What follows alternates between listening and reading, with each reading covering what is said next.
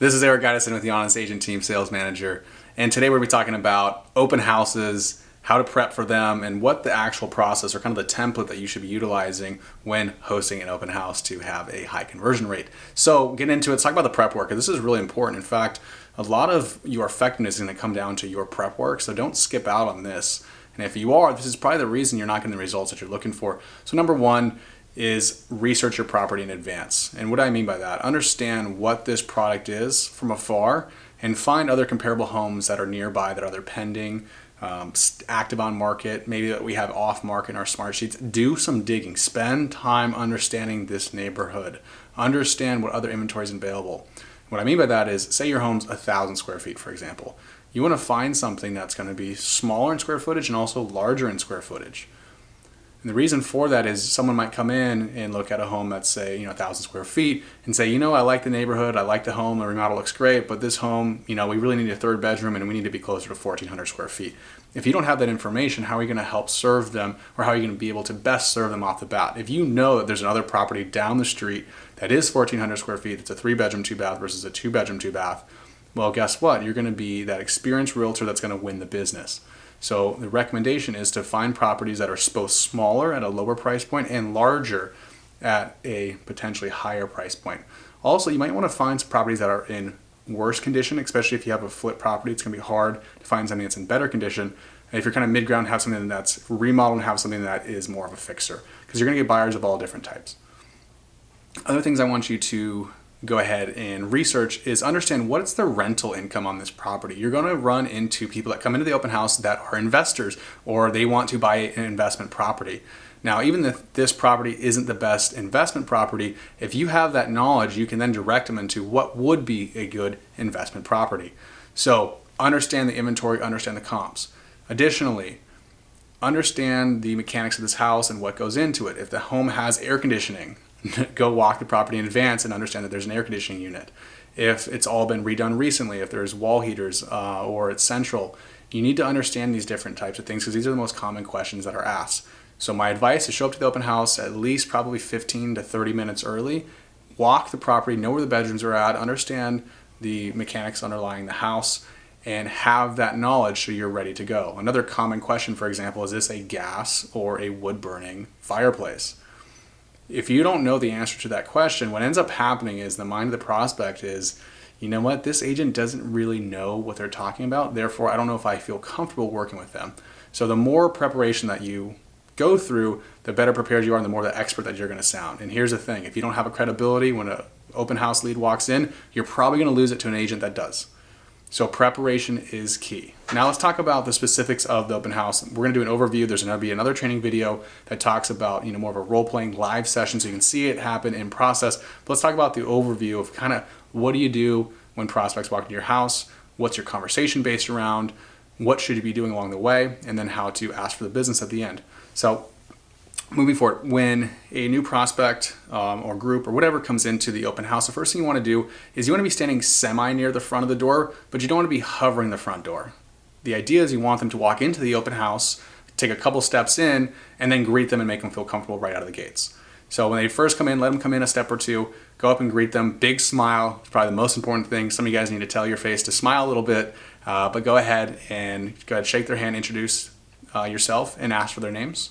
So, example, hey, my name's Eric, nice to meet you, what's your name? And what I want you to do is start programming their first names in your mind, okay? It becomes very easy, and I know you guys are probably sitting there kicking yourselves how many times you've probably forgotten somebody's first name, and that might be the reason why you're not winning over the business. But here's the reason why.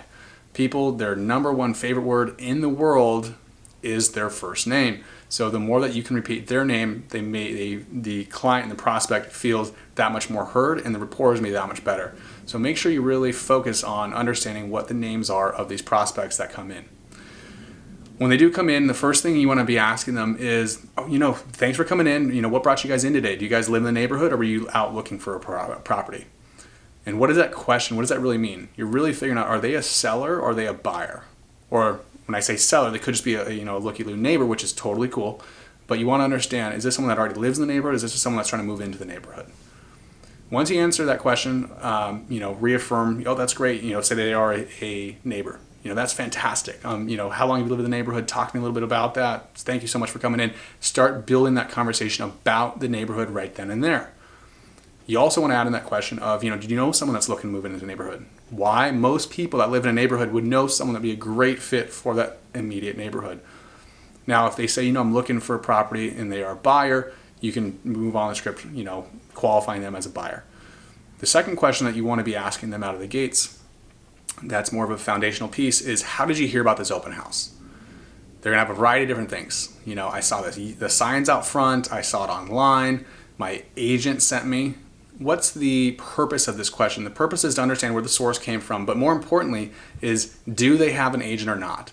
Let's say they say, I saw it online. Oh, that's fantastic. Thank you for coming in. Which site did you see it on? And somewhere in that process, you want to ask the question, did you have anyone helping in your home search, or were you doing that yourself online? If they say, oh yeah, I didn't know I have an agent, then you can dive in and understand who is that agent. Do they have anything signed with them? Are they willing to work with somebody else to get a deal done? So again, the very beginning, the first couple questions you want to ask, how'd you hear about it? Which is the agent question. You also want to understand, are they a seller or buyer? Do you live in the neighborhood, or are you looking for something to purchase? Once you have those two questions in, then you want to start to go show the house. And what you want to do is say something along the lines of this. Great, I'm going to give you a quick tour. I'll let you explore the house a little bit yourself, and I'll answer a bunch of questions along the way. Let's get started. And you want to go room by room. And here's the idea, is when in showing a new room, for example, you want to ask questions, specifically open-ended questions, about how great the property is. So for example, if you walk into the kitchen and say, hey, they just did a full remodel, what did you guys think of this remodel? Is this something that you'd be looking for? If the remodel looks good, most of the time they're going to say, yes, I really like what this remodel looks like. And they're going to start to sell themselves on the property. It's because you ask an open-ended question that kind of has a pretty immediate, guaranteed response. If you walk into a bedroom and it has really good natural light, the question you'll be asking yourself is, it has quite a bit of natural light here. What do you think of the natural light? Or do you like the natural light? These are different types of questions that you can ask that are going to inspire excitement about the property. Other questions you want to be asking in regard to the room is, how would you utilize this space? Right? Hey, there's a living room here. How do you guys typically spend your time in the living room? Do you like to sit back and kind of read and relax? Do you, watch a TV? How would you set up this room? So how would they utilize this space?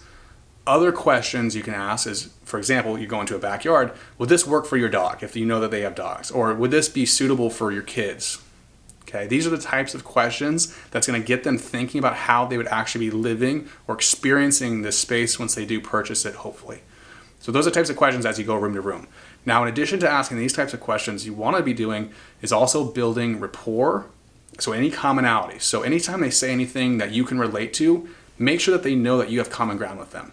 So for example, if they're moving from a different state and you happen to know someone that lives in that state, or you visited that state, or you know something unique about that state, go ahead and just comment back about, hey, you're out I'm moving from Baltimore.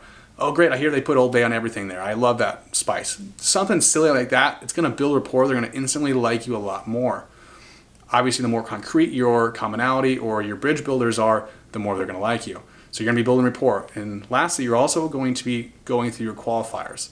So your qualifiers are going to be qualifying them on, number one, competition. And it's not in any specific order, but competition. Are they working with another agent? Okay. Criteria or condition of home, right? In this case, it's criteria. Does this match what they're looking for? How many bedrooms? How many bathrooms? What neighborhood? Do they want something turnkey? Are they open to something that maybe they can put their own touch to? You want to be asking about, another qualifier is then time frame. How soon are they looking to purchase? Are they ready to make an offer today potentially? When do they have to move in? You need to be asking about pre-qualification or price. So have they spoken to a lender? What is that amount? What's comfortable for them? Now, here's the deal. During this period of time, this is when you really want to be promoting your lender. And so whatever our preferred lender is at the time, you want to be selling them as the best lender out there. And how do you do that? Well, look, an easy way to say it is, hey, look, I've worked with a bunch of different lenders throughout the county. I've actually fired all of them except for this specific lender. They do a fantastic job. They work with roughly 90% of our clients. They're able to close on time, a lot quicker close. The offer is more appealing, and also they have really great rates. Let's get you in touch, right? So you want to be promoting the lender when you're asking about price or qualification. And the last criteria is motivation. Why are they buying this house? And probably the most important reason, because this is where you're going to really tie their motivation to this house, giving them what they really want. So if they say, you know what, I'm buying this house because my kids, I have some young kids, they're about to go into kindergarten, I want to have a really great elementary school. Well, the whole game then is to sell why this neighborhood and this elementary school is the best. Because that's ultimately their motivation for buying this house. It's no longer about them, it's about their kids' success and having a really safe and fruitful environment for their kids to grow up in. So that's what you want to do, is you want to find the motivation and tie it to this house, giving them exactly that. Now, if you feel, or they start to give you feedback that this house or this neighborhood isn't going to give them what you want, you need to pick up on that and start selling them on the next property that you're going to be showing them. Okay? So again, when you're walking through the rooms, talk about the rooms, asking them open-ended questions about what they like most about it. They like things like a remodel or natural light. You want to be building rapport, any commonality. You want to be going through your 5 qualifiers. You want to be doubling down on, really promoting our lender or our other vending partners that we do work with. Other pieces of note that you want to take and keep in mind is, especially if it's one of our properties that we fix and flipped, you want to be asking about condition. If there's any negative feedback, let them know that the seller, we can get a lot of these repairs done. Don't worry about it. We can get it fixed virtually always, or most of the time, okay? Unless it's a ridiculous request. If they're asking us to add square footage, that's a different thing. But if it's a small fix, they want a new garage door on it, these are all things with the correct offer. When we go ahead and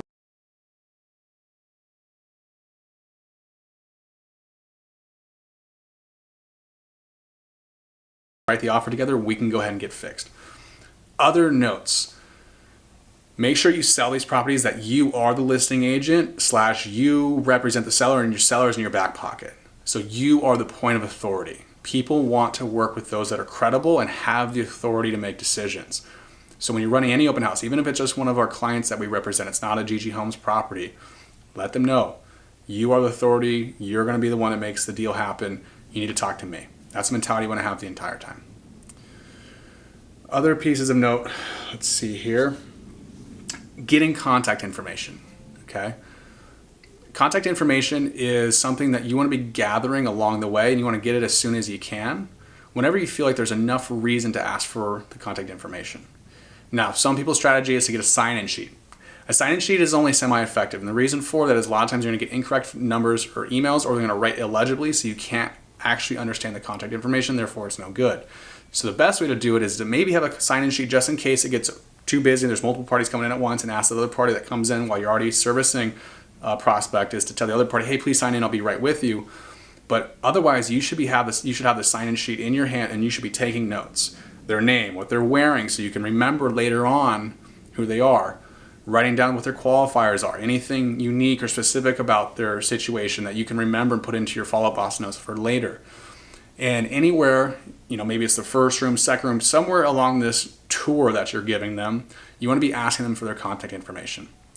What's one of the best ways to ask for contact information? Number one is find something that you can give to them of value that they're going to really want. So for example, if you start talking about, by the way, I do have some other off-market properties that could be a great fit. It looks like this home may not work for us. We'll see. I actually have a great property I think that you'll really like. I just got to get confirmation from the seller that we can go ahead and view it. That's a great time to follow up with what's the best contact information for you. And how do you ask for the best contact information? Just confirm your name is this, okay? Get both parties or any parties that are involved, what their names are. And then you can ask them the question, which I like to do, is, are you an 858 or 619 number? And look down and do not start talking again. Wait for them to give you a response. What's going to happen is it's an alternative option question. They're going to say 858 or 619. And then they should give you the rest of the entire 7-digit number. But if they don't, you want to slowly kind of look up at them and wait for them and cue them that you're waiting to write down the rest of their number. Now here's the deal. Don't stop at just the cell number. You also want to get the email. How do you ask for the email? And what's the best email address for you? It's not what's an email address. People typically have 4 or 5. They use 3 for spam and 1 main one. Ask them, what is the best email address for you? Now, if you get any resistance on getting this information, they're going to say some type of objection. Why do I need to give you the contact information? Or what are you going to send me? Or I don't give out my email. Or I don't feel comfortable. You just want to go ahead and then isolate the objection, figure out why they don't want to do it. For some people, they just want to get spammed, and they feel like if they give you your information, they're going to get a ton of stuff. So you can counter this objection and say, hey, look, no problem. I'm only going to send you one piece of information. I won't put you on any automated drip campaigns. Is that fair? Okay. Or, if you continue to get resistance, you need to figure out what that objection is and try to overcome it. That'll be more in other types of videos. You can understand how we're overcoming these objections, but you should be role-playing these things on your own terms. In our role-playing videos, we'll probably have a couple examples where you see how we overcome these objections. All right, what else here? Couple other points. You want to be agreeable during this walkthrough, okay? If someone comes in and they really don't like the property, make sure that they feel heard. So for example, let's say you have a home, it doesn't show the best, you're walking in, you're like, well, here's a kitchen, here's this, do you think this would be functional? And immediately they're like, yeah, this doesn't really make sense. What I would do is actually be agreeable instead of getting defensive. And you'd want to say something along the lines, hey, I totally understand, I get it, yeah, it's not the right property for all people. Talk to me what it is that you're really looking for instead. So number one, agree with them and make them feel heard, and then ask questions to re-engage them and figure out what they're really looking for. Also, any type of negative feedback, see if you can spin it to be the reason why you need to schedule the next exposure. A couple other points. Your mindset going into this thing is your whole goal is to get contact information and to schedule the next best exposure. So for example, if the next best exposure is to actually write an offer together, that should be your next exposure. Okay? If your next best exposure is this property didn't work, but there's another property on the street that would work, your next exposure is to schedule right then and there to go view the next property. If there is anything concrete that you can really sink your teeth into, the next best exposure would be a phone call or a follow-up text message that you're going to inform that you're going to have sent over. I prefer the phone call for you. You want to have those actual interactions. Last couple pieces of note, guys, this game in open houses is all about follow-up. Follow-up is the key to open houses. We do have it in our system that open house leads need to be in by Monday at 1 p.m. Here's the deal though. If you're waiting until Monday at 1 p.m., it's already too late. Once a prospect leaves the open house, number one, hopefully you're writing a contract with them. If you're not writing a contract with them, you should have some type of exposure set up. And if that doesn't happen, what you need to do is you need to text them right away, thank them for coming out to the open house, ideally with your contact, share your contact information so they can quickly save it into their phone, even with a picture as well, because people can then remember who you are. Send them a text message, send them a phone call, give them a phone call, and you definitely want to be calling them within the first hour of your open house completing, thanking them again for the time. You also want to be sending them an email. And your whole goal during this correspondence is if you haven't already set up the next exposure. Now let's walk through a quick scenario. Let's say you walk through an open house and everything goes really well. They like the house. There's a lot of interest in it. What you want to do right then and there is ask them if they're ready to write an offer. What I would do is I'd restate their motivation and what they liked about the house and then say, it sounds like we're ready to write an offer. There's already a lot of interest on this home. To be competitive, let's get an offer in and then we can evaluate how we want to proceed. Make sure clients know that just because they write an offer doesn't mean that they're attached to this house and they're bound to it and they're going to have to put a deposit in immediately that night, okay? You need to overcome that fear because that's one of the main fears people that like a house but are unwilling to write an offer or unwilling to talk to you afterwards is because they need to get real about their purchasing decision. And that's really okay. So what you want to do is overcome that fear and let them calm down a little bit and say, hey, look, here's what we're going to do. We want to be in the running for this house. Let's go ahead and write the offer. It'll give us some time to evaluate, and that's just the start of the negotiation process. It doesn't mean we're bound to anything.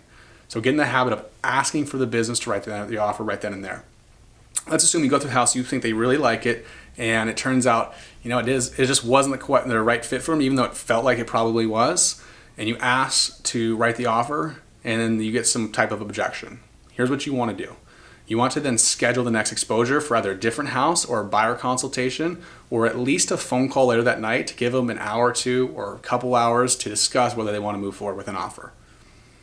If you walk through a house and it doesn't make sense for them, this is going to happen quite often, okay? The bedroom's too small, there's not enough bedrooms, it's too small, the home's too big, not in good enough condition, or they want to fix it, whatever it is, okay? Figure out what those reasons are and then schedule at the end of your time together, schedule the next exposure.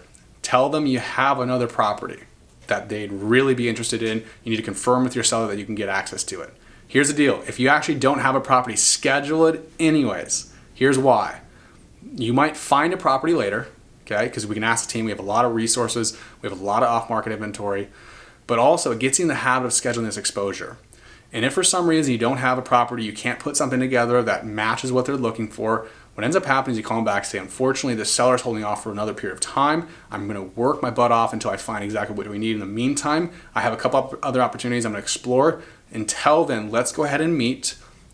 We're going to meet for a cup of coffee for 15, 20 minutes just so I confirm your exact criteria. Because what's going to end up happening is afterwards, I'm going to go to work. I'm going to start calling through all the homeowners that I know. I'm going to start pulling some data, some homeowners in the exact neighborhoods that you want, and I'm going to find the exact home for you because I'm a proactive agent.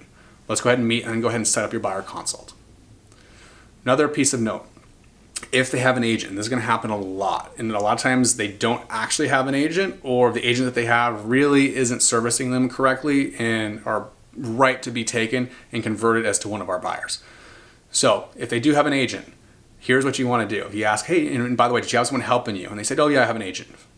Oh, that's fantastic. Where is your agent at? Is a good question to start with. If they say, oh, well, they're busy at open houses, that's the start of it where I can say, oh, okay, that's interesting. I can start to run with that.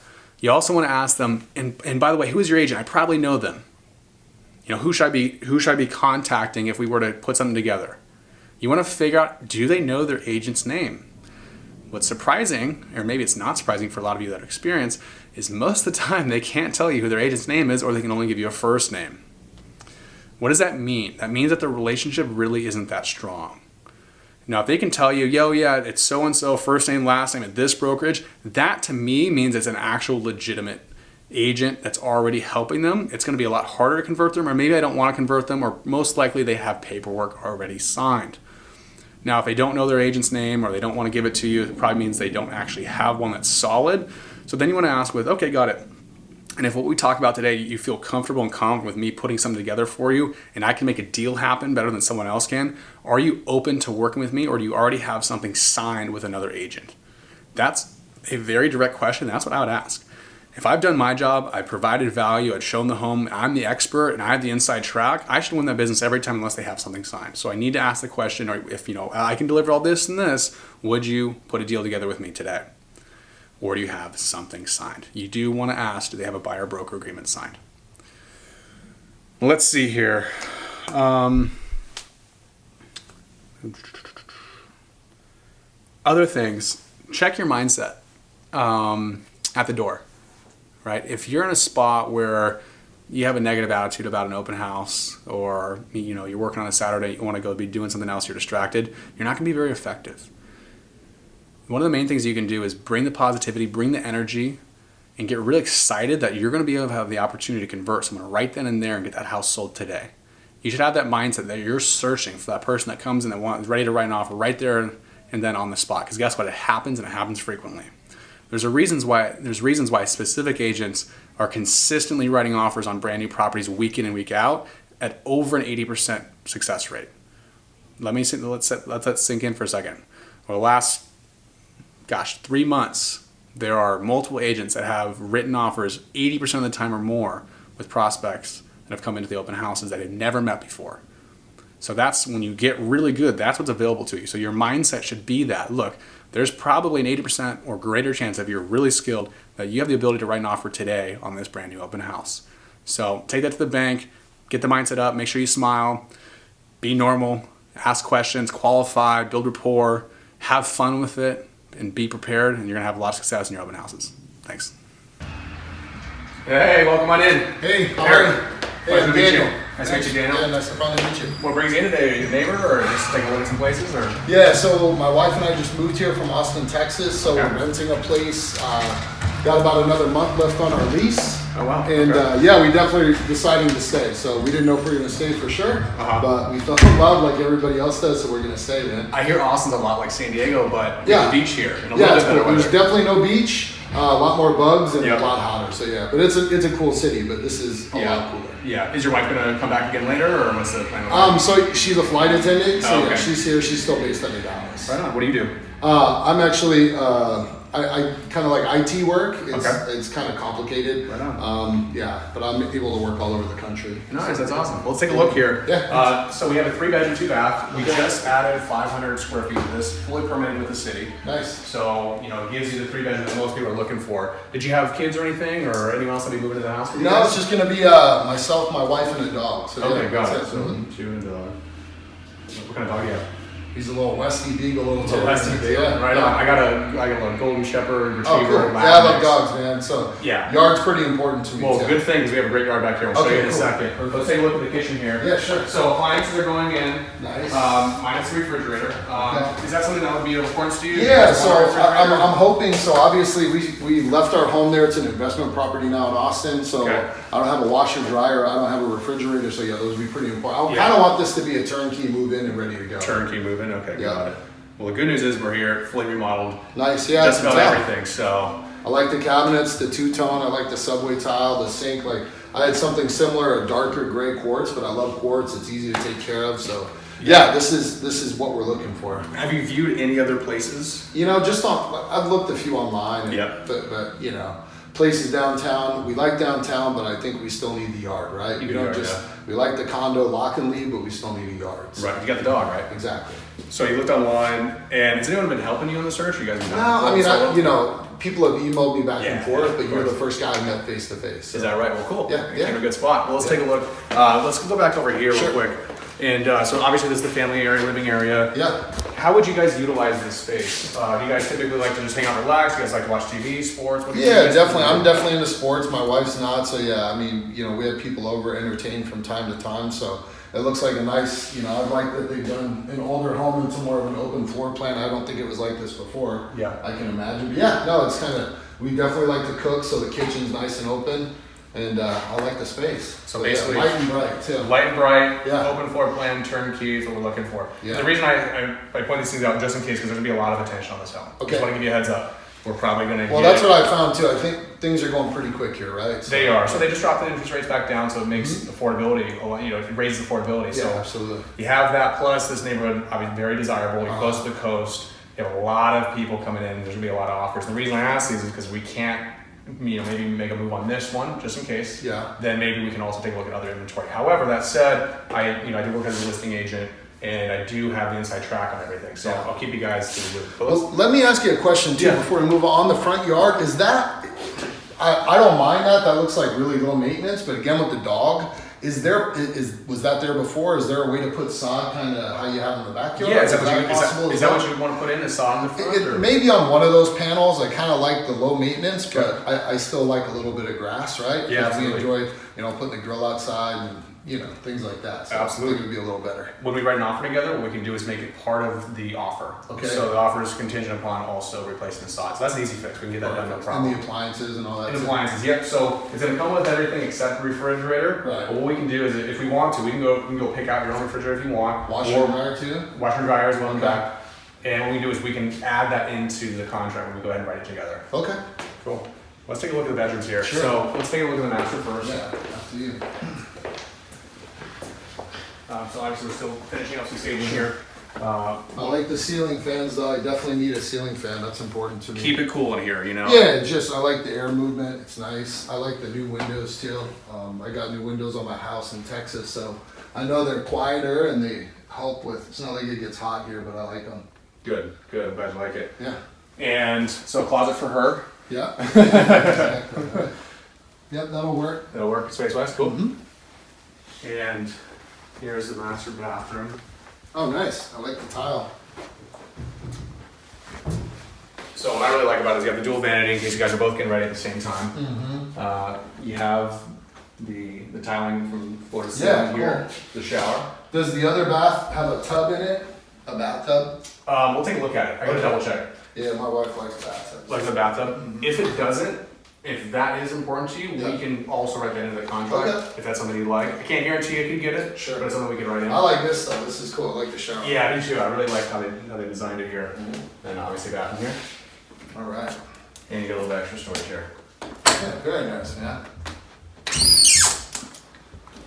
So did they do a pretty much a full renovation on this then? So I mean, this isn't just Yeah. really like paint and new fixtures, right? Yep, full renovation. They also added square footage, and so got fully Oh, okay. permitted with the city. Yeah, full Oh, good. full project Okay, from good. start to finish. So let's take a look at the other bedrooms here. So, do you have an office at home or anything like that? Yeah, actually, so I work from home a lot, so 3 bedrooms important. Absolutely. Cool. So this is the second largest bedroom here. Yeah, this would be a good guest bedroom, a full size one. Yeah, you could fit, queen. Full size bed, queen. Yeah, Yeah, absolutely. something in here. Good closet space as well. I really Fans too. I really like what they did with the mirrors here. Mm-hmm. I think it makes the space a little bit bigger. Yeah, and so windows everywhere. I like it. Yeah, it's a good space here. Okay. Cool. Let's take a look. Third bedroom here. So this, you have an office at home. I think this would be a great space here for an Yeah, office. this would be the perfect one. Set up some type of, Mhm. square desk or on the, Sure. on the side there. Yeah, it doesn't have to be fancy. I don't have anybody coming to visit me. It's only for me. So. Perfect. Yeah. Perfect. And bathroom, very similar to that of the other one. It does have the tub, Oh, there so we we're go. good to go. Perfect. Okay, good. Yeah. Yep. As long as there's one, we're good to go. Wonderful. Okay. Cool. And let's take a look at the backyard for the dog. Yeah. That's who really runs that. So obviously you have the doors that come out from here too. Oh, wow. Okay. Is that the only back door or is there another one? Well, there's one to the laundry room as well. Okay. Oh, yeah, perfect. This way you could just be let out and not have to get up all the way. Okay, yeah, I like the sod too. Yeah. Would you guys do anything else to the backyard once you moved in, or? I mean, is there enough room for a pool, do you think? We could take a look at that. Okay. It looks like there would be enough space here. This is a larger lot. It looks like it's about 7,500 to 8,000 square feet. So I think there's enough room. Yeah, and I would just maybe put out a kind of postage stamp slab or something. Yeah. For a grill. For a grill, yeah. Yeah, I mean, I like that. So. Wonderful. Let's see if this is unlocked this way. Oh, okay, there is 2 entrances. So yeah, this is the other access here. With your own laundry area. So compared to what you have now, no more going to the laundromat on the road. Yeah, You yeah. can get it all done here. Yeah, it's nice. Got it. And let me ask this, Daniel. Have you guys already spoken to the lender? Have you done kind of a pre-qualification and all that? Yeah, so I would say, I think we spoke about 30 days ago. 30 days I know ago. he told me, yeah, rates are dropping, so, we're pre-qualified, up to 850K, so. 850. Mm-hmm. Did you guys have a price point in mind that you guys were most comfortable about, or? Yeah, I mean, I don't know that I want to go to the top of my range. Sure. So, I mean, if it's absolutely necessary, we'll do Right. that because I know San Diego is much more expensive than Austin, but Sure. it's something like, yeah, I'm comfortable going up to that, but I don't need to. Got it. So the good news here, we're listed right at the 700 mark. Oh, okay. We'll see what offers come in. So here's going to be the process. Obviously, they're going to facilitate offers for the next couple of days. Mm-hmm. I am the agent on this one, so I'm Okay. going to have an idea of where everyone's at. If, in representing you as a buyer, I'll give you the inside track and kind of where everyone's at because the seller allows me to do so. Okay. And we'll basically be able to let you know, hey, if you want this home, here's where we're going to be at. I'll give you the kind of pricing terms as it goes. And that's with the appliances in the yard and all that stuff. too. Exactly. Okay, Everything gotcha, that we had gotcha. talked about, we can Okay. write into the offer. I'll connect with the seller. We can make it easy. Okay. And let me ask you this: who did you get pre-qualified with? It was a cross-country mortgage. Cross country. Yeah. Okay, Mhm. wonderful. That's who we utilize for our. Oh, nice. our final Yeah, I standard. know they're a coast-to-coast thing, a good company. Yeah. Do you happen to know the lender's name on His name is Michael McSpadden. it? Michael. Okay, Mhm. got it. Yeah. So, I do know that this seller specifically has a preference and a preferred lender. Uh-huh. The reason for that is because they do sell quite a few homes. Sure. And they need someone that always can perform on a loan. Obviously, as a homeowner, that's something you would like as well. Yeah. And so this gentleman, his name's Rodrigo. The reason that they utilize him, they fired basically everybody else, but this guy because he's always performed on it, and he also can fund a lot faster and get deals done as quickly as 10 to 14 I days. understand. Just like my guy told me in Texas, local matters, right? Being the local. Exactly. I understand. So Yes, that I makes think it is probably a preference for the seller. We can work on it. Let's have a conversation. We'll go from there. Okay. Let me ask you this. If the offer went in, obviously you like the house, your wife likes it as well, how soon would you guys want to move into this thing?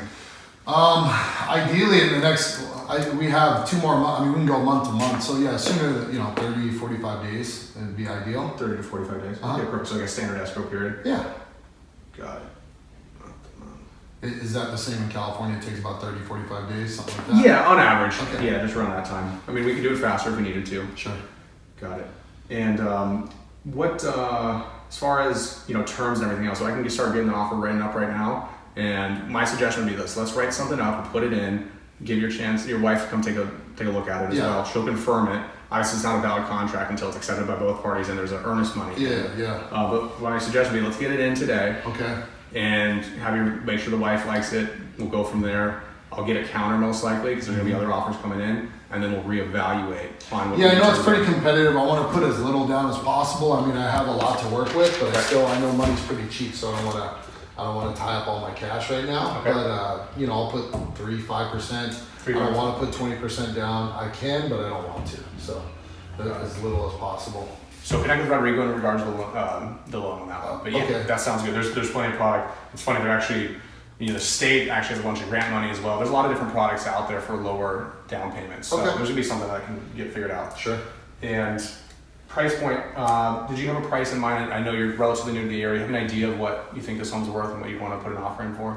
And so I'd have to look, and I mean, I can look online and utilize some of the things I've seen in the past. But you said this is gonna be listed where at? Right around the 700 range. Yeah, I mean that doesn't seem bad considering it's kind of. I mean, it looks new. It's newer construction. It's got a nice big yard, which you don't find a lot. Right. I like the neighborhood. Yeah, I don't. I would say right around there. Don't hold me to it right now. I still have to look and Sure. look at a few things. And with your input, I mean, do you Yeah. have any input on where I should go in on this? Here's my suggestion. Let's start it off, right around 7 or right above it. Okay. So it knows that, and I can let someone know that you're really interested. Yeah. There's other offers that come in that most likely are going to beat it.